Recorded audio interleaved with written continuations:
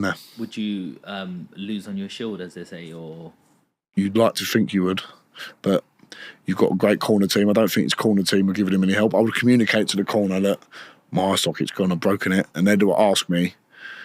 I know what Mark Tibbs do, say, can you go on? Can you carry on? I'll give you one more round.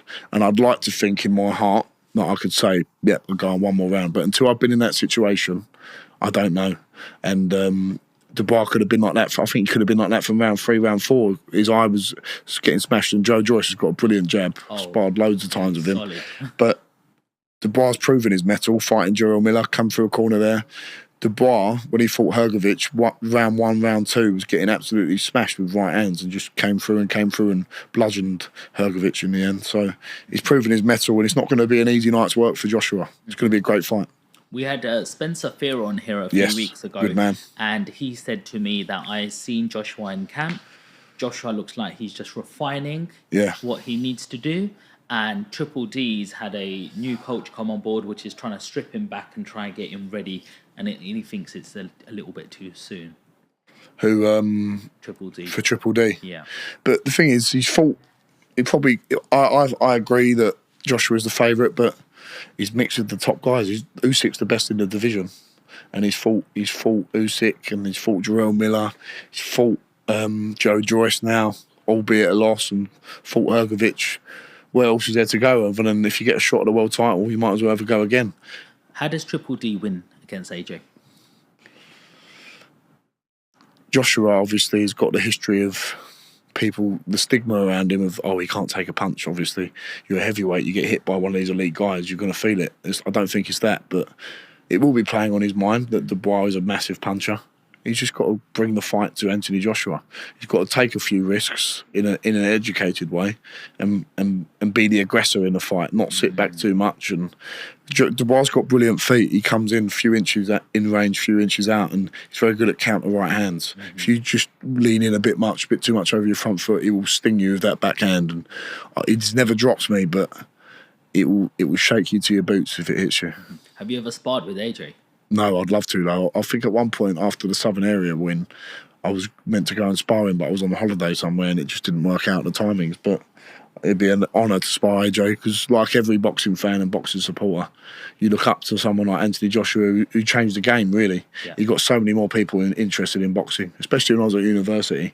The amount of people that knew Anthony Joshua, he has transcended boxing. How good is it, AJ? He's amazing. Think, who's he lost to? He's lost to Andy Ruiz and he beat him in a rematch. And the other guy he's lost to is one of the best ever, pound for pound.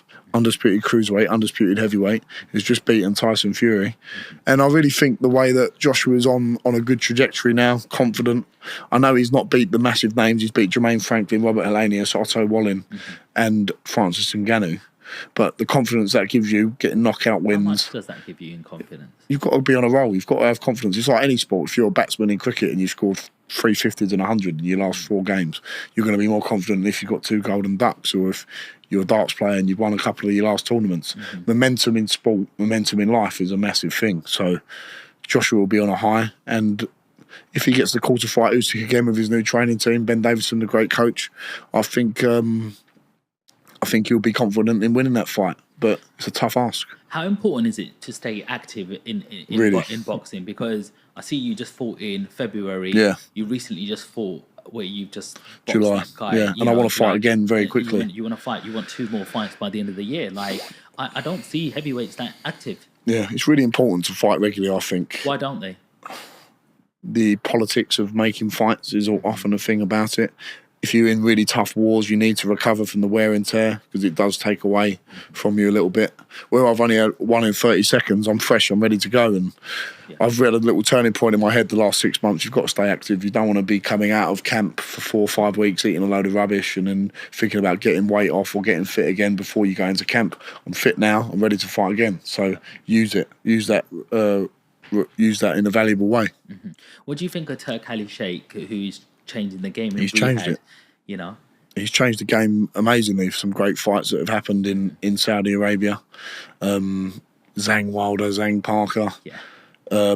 Fury Usyk, the undisputed heavyweight championships, and brilliant fights going on. So it's been great for boxing, and it's done something that you never think would happen. Eddie and Frank Warren sitting on the same table talking again. But I guess money talks, and I'd love to see a few more of them fights in London, in England, but the world's not perfect, and we can't all get what we want all the time. But we're seeing a great fight they're putting on, the Riyadh season sponsoring in the AJ Dubois. So it is changing the game, and it's forcing people to make the big fights at the top level. So 100%. It can only be a good thing. How much do you get paid a fight at this level? It depends how many tickets you sell. What sort of bracket will you be looking at? Somebody's at home going, shall I become a boxer? I've got a bit of power. Maybe I should train. After 10 fights, where would I be at? What would I be getting paid? I don't want to share that because it's not respectful to other guys who are boxers who are coming through. Because I'll tell you something about earning purses in boxing. You can box for your first 5-10 fights and fight on small hall shows, and you can be losing money.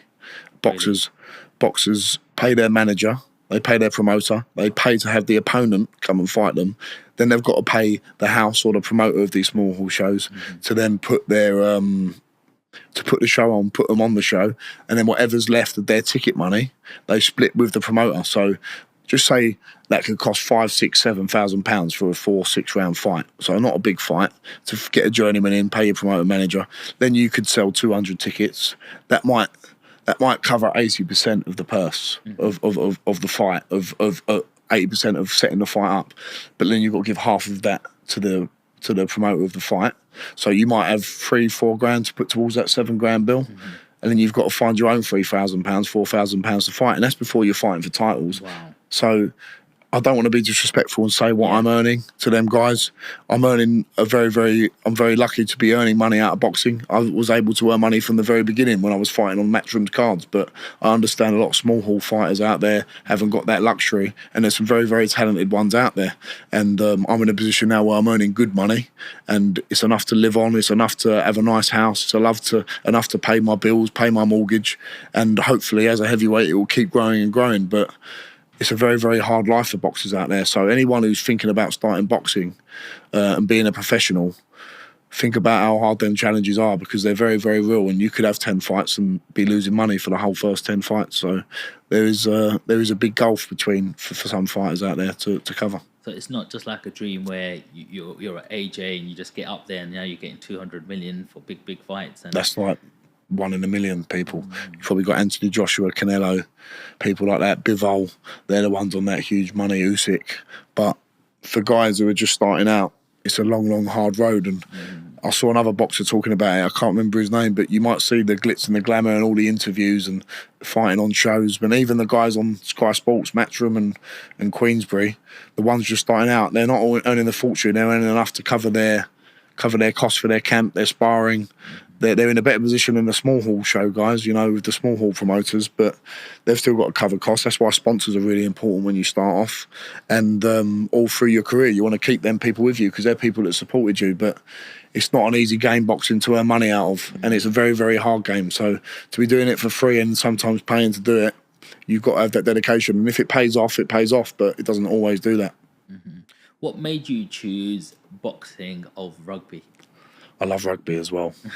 One of my dreams was to play it. You look like a rugby player. Yeah, I used to play a bit at university. Listen, I was never an amazing player, but I had a bit of natural ability to run with the ball and score. I was a good try scorer from my position. I played at Cooper's. I went to Marshall's Park in Romford.